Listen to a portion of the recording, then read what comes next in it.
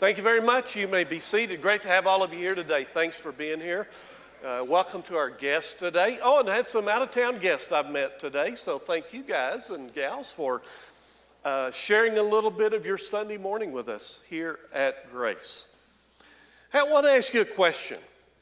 Is it possible, all right, is it possible for a local church like Grace Community Church to bring about genuine transformation in our community? Is it possible? And if it is possible, how does it happen? In other words, what are the essential components that need to go into a church like ours to make it possible to create positive change, positive transformation, not just in these four walls, but to really impact and transform a community? Well, these are the questions we hope to get answers to in a series that I'm beginning today, a three-part series called the Transformational Church. Now, just a little bit of review. Here at Grace in 2015, our goal and vision for the year is called Transform for the Purposes of God. All year, we're looking at ways that God can transform us so that we can help transform other people. Now, so far this year, we have focused on three areas, but all have one thing in common. All have to do with personal transformation. So remember, we began the year with a series called Flight. And in that series, we learned that transformation is a process. It doesn't happen overnight. Then we did a series called Breaking Free. And we learned there are certain barriers that we have to overcome if we really want to be changed and transformed. Many of those were behavioral in nature. And then we just wrapped up a series called Thinking for a Change. And we learned how accurate thinking is absolutely important. And many of us have had faulty thinking, and that's what is holding us back and preventing us from being changed and transformed into the people God wants us to be. Now, all of these have to do with personal transformation. However, we're going to miss the ultimate purpose of spiritual transformation if it remains personal, if it remains private. You see, God wants to personally transform us so that we can then become agents of transformation in our community. In other words, personal transformation is to lead eventually to public transformation, touching other people's lives and transforming them as well. So here's some questions I've been wrestling with. What would that look like? I mean, here at Grace, what would it look like if every member and every regular attender at Grace became very intentional, very intentional about this idea of transformation? What would it look like for an entire church to be change agents?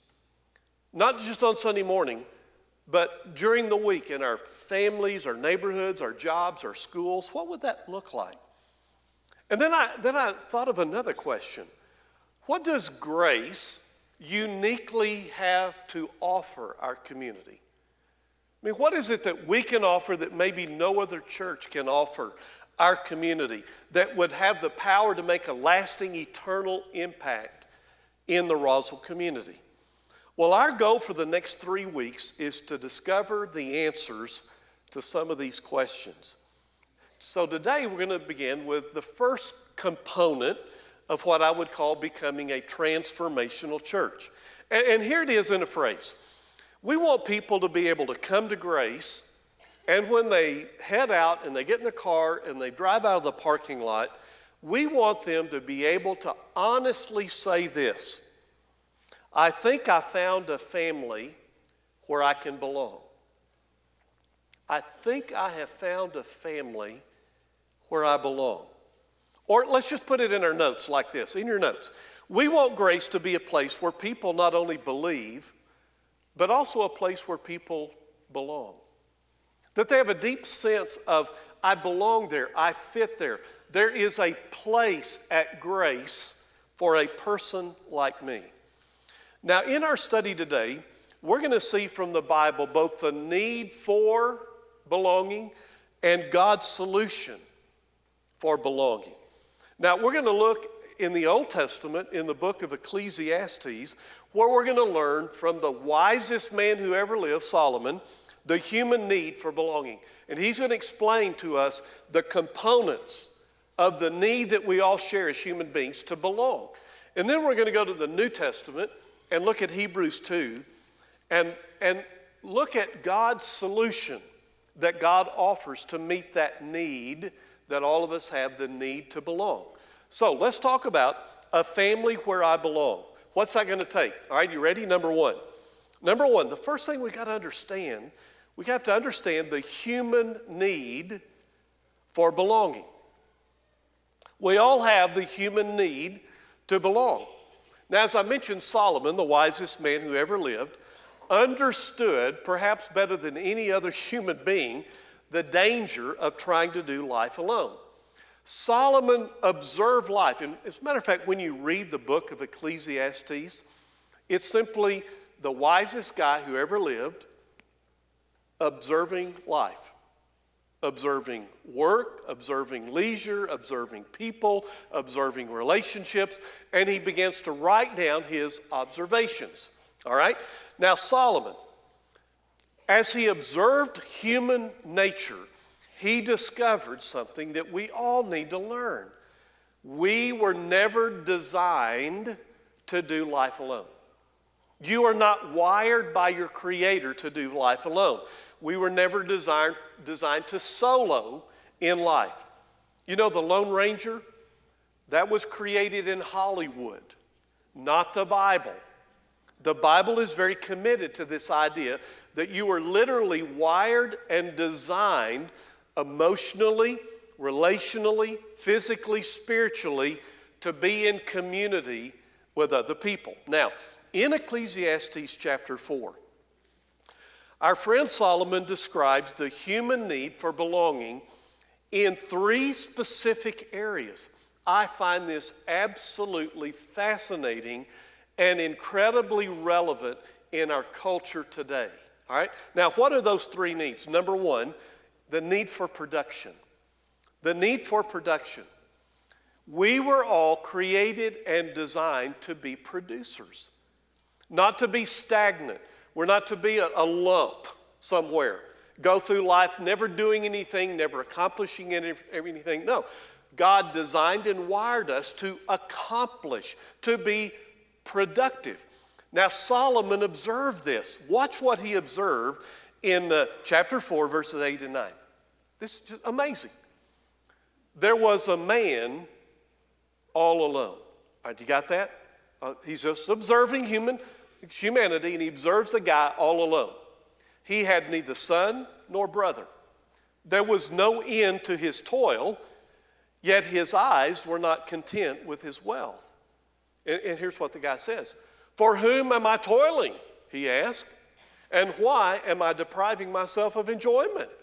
This too is meaningless, a miserable business. Now watch what he observed. 2 are better than 1. Why? Because they have a good return for their labor. All right, let's stop there for a moment. They have a good return for their labor.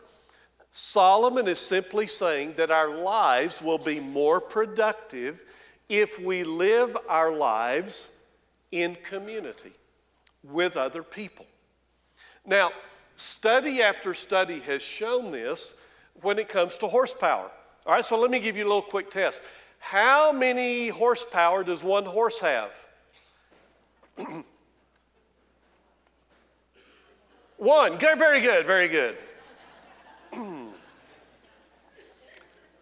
1 horse can generate 1 horsepower, all right? But here's the irony. They have discovered that when you team up horses together, that they have more power collectively than they would have individually. In other words, if you put 4 horses together, harness 4 horses, they actually don't have 4 horsepower. It's more like 5, 6, or 7 horsepower. Isn't that interesting? They've learned that two men can lift more together than they can individually added together. Does that make sense? It's called horsepower. It's just the dynamic, the synergy that happens when people or powers come together. Solomon observed that in his life, and he says, when I observe people, I have figured out that 2 people are more productive if they are together than they would be if they tried to individually do life separately. So there is this need for production that Solomon observes. Now, number 2, the second need is the need for provision. Provision. Now watch where he goes here in verses 10 and 11. He says, if either of them, talking about these 2 people, 2 are better than 1, if either of them falls down, one can help the other up. But pity anyone who falls and has no one to help them up. Also, if 2 lie down together, they will keep warm. But how can one keep warm alone? My guess is all of us in this room have seen the commercial. We probably had a chuckle about it. Help, I've fallen and I can't get up. Anybody seen that ad? Help, I've fallen and I can't get up.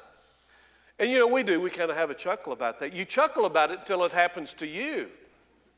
And nobody's at home to help you up.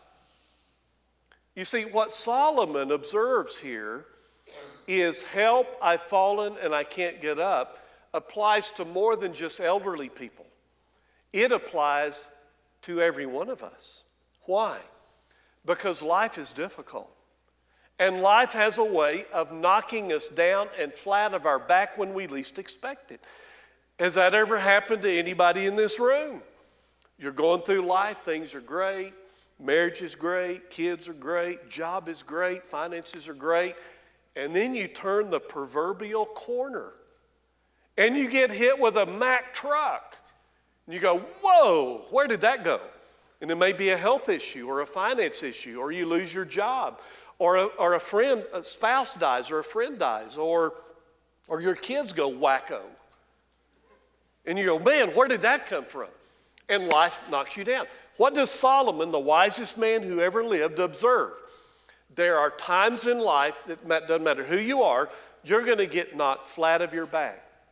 And in that moment, you're going to say, help, I have fallen and I cannot get up. I need help. I need somebody to come along. And Solomon says, man, if you got that friend, if you're living in community, there'll be someone there to help you get up. Number 3, the need for protection. The need for protection, verse 12. What's this? Verse 12, fascinating. Though one may be overpowered, 2 can defend themselves, a cord of 3 strands is not quickly broken. Did you see the progression Solomon takes us through? He starts with 1. What's the verdict with 1? 1 will be overpowered. You come up against life's difficulties. Man, anybody learn that life is not only difficult, it is dangerous out there. I mean, it is deadly dangerous. All right? 1 will be overpowered. Well, what happens if you have 2? Well, you're going to have a little more support, a little more protection. Hey, what if you add 3? Oh, that's even better, because a cord of 3 strands is not quickly broken. Well, what about 4, 5, 6, 8, 10, 20? The more the merrier, Solomon is saying. There is strength in numbers. Life is dangerous. Don't try to do life alone. It's not a wise move. All right, now, what does Solomon teach us here? It is absolutely imperative that we all understand, we all, as human beings, have the human need to belong. It's not optional. It's built into who you are. Being connected to other people is going to make you a more productive person. It's going to provide you help during difficult times when life knocks you flat. And it's going to offer you protection from life's difficulties and dangers. Now, frankly, the wisdom of Solomon would suggest that only the fool would try to do life alone. Really, only the fool would try to do life alone. The wise person would never do that because he or she understands the human need that's built in. We have to belong. All right, understand that. Number two, what's the second great lesson we need to understand? We need to understand God's solution for belonging. If God has wired us with the need to belong, what is his answer, not our answer? What is God's answer to meet our need? All right, are you ready for this? Here's the answer. The family. God has designed the human family, your earthly family, to meet those needs, those basic human needs. So God provides us with fathers, mothers, brothers, and sisters, with family, so that we can belong, so that we can have production in our life, so we can have provision, so we can have protection. Now, at this point in the sermon, this is where a loud voice needs to come over the microphone through the speakers and say, "Houston, we have a problem." I know right now what some of you are saying. You're saying, "Okay, Rick, yeah, I realize I have a human need for belonging. And you're telling me that God provided my earthly family to meet that need. Obviously, you have never met my family. My crazy, screwed up, wacko, dysfunctional family. You're telling me if that's the answer to my problems, I got problems. Have you ever met my family?" Honestly, some of you in this room, your legitimate needs for production and provision and protection were not met by your earthly family. In fact, for some of you, it's the exact opposite. You had to get away from your family for protection. They didn't give it. You had to, man, I got to get away from these crazy people. I will never have a sane, normal, productive life if I hang around these people. And so, your legitimate needs have been intensified by your earthly family. Instead of being met by your earthly family, they've actually been intensified. So, we got a problem. Where can we go to get our legitimate family needs, our need for belonging met when our families are so dysfunctional? Answer: God's family. God's family. In your notes, God has provided a spiritual family to supplement the deficiencies created by our screwed up, wacko earthly families. Now, God has a name for his family. It's called the church. It is no accident that in the New Testament, when God discusses the church, God repeatedly uses, catch this, family language to describe his church. He could have chosen all kinds of different language. He could have used business language. You know, I'm God, I'm the CEO, and you're all my employees. And he could have used all kind of imagery. Why did God choose family image? Watch this. Galatians 6:10, just a few. "Therefore, as we have opportunity, let us do good to all people." Now watch. "Especially to those who belong to the family of believers." In other words, we're supposed to really take care of each other in God's family. Ephesians 2:19. "Consequently, you are no longer foreigners and strangers, but fellow citizens with God's people, and also," here it is, "members of his household." We're part of God's household. Hear that family language? 1 Thessalonians 4. "Now about your love for one another, we do not need to write to you, for you yourselves have been taught by God to love each other. And in fact, you do love all of God's," what? "Business, corporation, organization?" No. "All of God's family throughout Macedonia. Yet we urge you, brothers and sisters," what do you call each other? Brothers and sisters. Hear that family language? "To do so more and more." I look at the next one, 1 Timothy. Do not rebuke. Now this is amazing. This is one of those passages we just read over.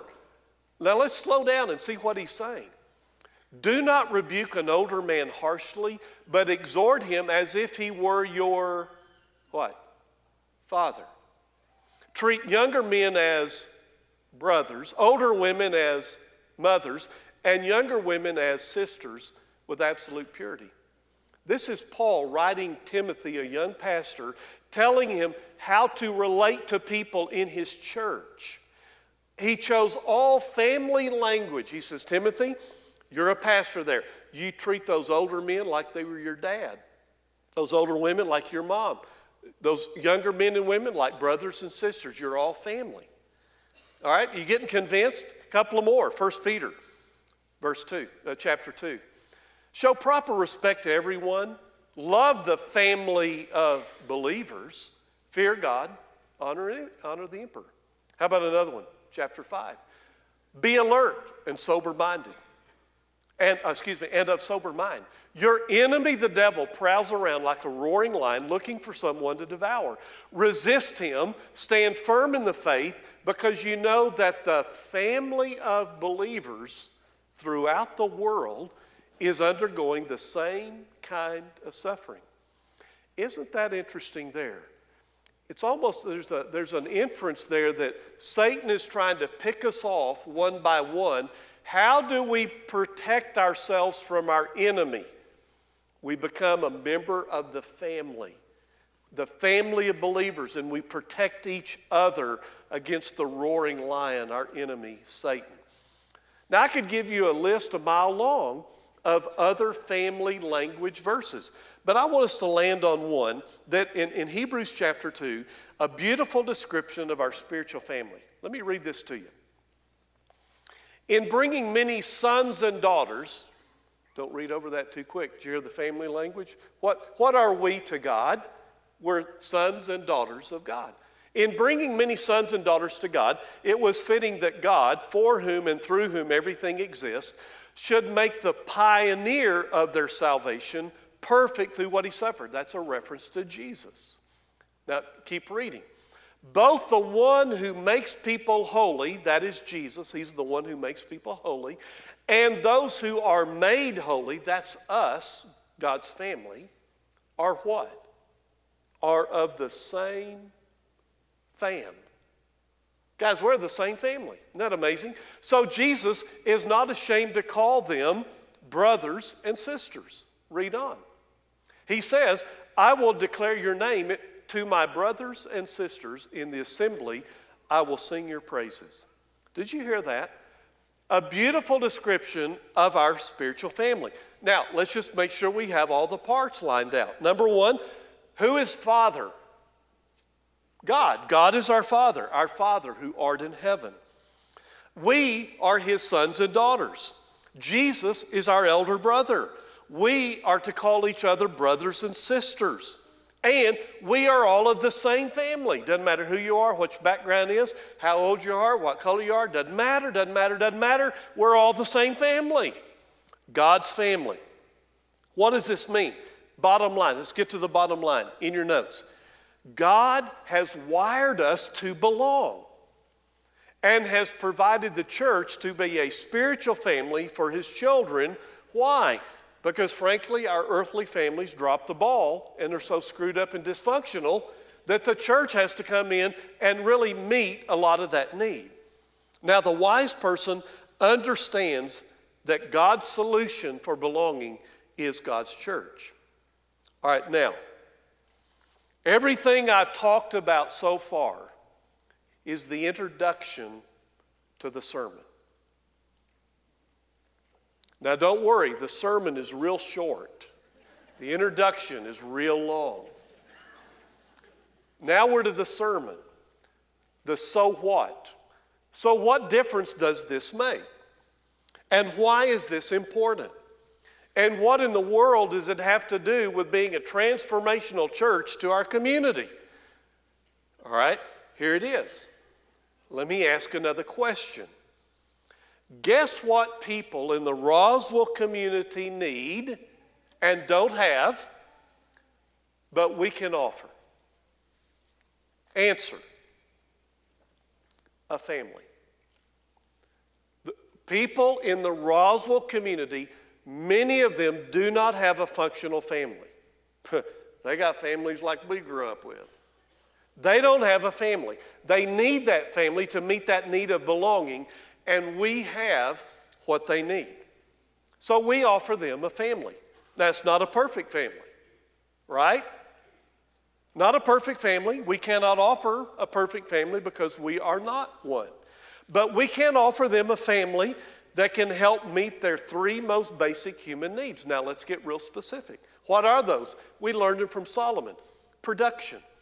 We can actually help people in our community become more productive members in our community by being more productive in their marriages, their families, their jobs, their school, and in every aspect of our community.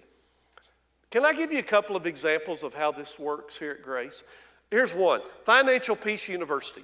We offer a class here called Financial Peace University where we teach people how to manage their money using biblical principles that helps them get out of debt, save for their kids' college, and save for their retirement. Why do we do that? Well, how many of you learned that in your earthly, screwed up, dysfunctional family? Did anybody here learn how to manage money growing up in their family? Very few of us. So we offer that to our community. Come here and we will help you learn how to manage your money. Why is that important? What is the number one cause of divorce in America? Money problems. Number one cause of divorce, money problem. We get people in, teach them how to manage their money. We save marriages. Do you realize every year at Grace, we save marriages and families by teaching Financial Peace University? Another example, Life Changer University. Life Changer classes. These are adult classes that we offer throughout the year on a host of issues. Why? Because there's a lot of ignorance out there, and so we want to offer classes like on parenting, or how to be a good leader, or how to be a good worker, or a boss. And learning those things, we can teach you what you did not learn growing up in your family. And people in our community can come and learn and be more productive. Number two, provision. That was the second need, provision. Guess what we offer our community? We offer them support and encouragement when life knocks them flat. For example, they're going through life, wham, they go through a divorce. They didn't see that coming. So what do? They come here. We offer a class called Divorce Care and Divorce Care for Kids. So they come here, and in Divorce Care, we teach them practical steps on how to survive in a healthy way the experience of divorce. And at the same time, we teach their kids in Divorce Care for Kids, we teach the kid, hey, your mommy and daddy got divorced and you think it's your fault. We want to teach you that it's not. And we're going to help you develop a healthy way of walking through this bad experience. Or somebody loses a loved one and we provide a thing called Grief Share. Do you know what Grief Share is all about? Helping people go through the grief process because they think they're going crazy. They're on this roller coaster of emotion, and they think they're the only one in the world that's going through these wild emotions, and they come to Grief Share, and they sit around and they learn, oh my goodness, I'm not alone. I'm normal. You know the number one response people give me when they graduate from Grief Share? Rick, I thought I was crazy until I came to Grief Share, and I learned all those emotions were normal and natural. It saved my life. Yeah, that's what we offer our community. All right, here, what was that third one? Protection. What do we do here? We offer our community strength in numbers when they feel outnumbered and overwhelmed with life's dangers. So how do we do that in a practical way? Hey, how about this one? You're in it right now, the Sunday morning celebration. Do you realize subconsciously what is going on in every one of our lives right now? When you walk in here every Sunday morning and you sit down, subconsciously something is happening. Your subconscious is reminding you, you are not alone. There are other people in this boat. You're not alone in life. There are people here who understand life, and we're going through life alone. We're not going through life alone, we're going through life together. Why do we talk about small groups? What's a small group? It's where you get together and you do life together so you're not alone. So when life knocks you flat, someone there to protect you and to guide you and to comfort and encourage you. Does this make sense? Now, this week, I went through our ministry catalog. You know what this is full of? Things we offer our community. We offer you help here and encouragement here and education here and information here. All our ministries here, they're all about one thing, is offering a family where people can belong and learn how to be more productive, have provision and protection in their lives. All of these and many, many more we can offer to our community. You know, a number of years ago, very popular sitcom on TV called Cheers. Remember that? Cheers. It was a show about a bar in Boston where a group of rather zany people hung out. And even though the characters were a bit wacko crazy, they all found one thing in common at the Cheers bar. They found community, they found friends, they found a family. It was a family. I have felt for years, every time I'd hear their theme song, I'd go, they stole that song. That's the church's song. That song is the church's. Listen to the lyrics. Making your way in the world today takes everything you've got. Taking a break from all your worry sure would help a lot. Wouldn't you like to get away?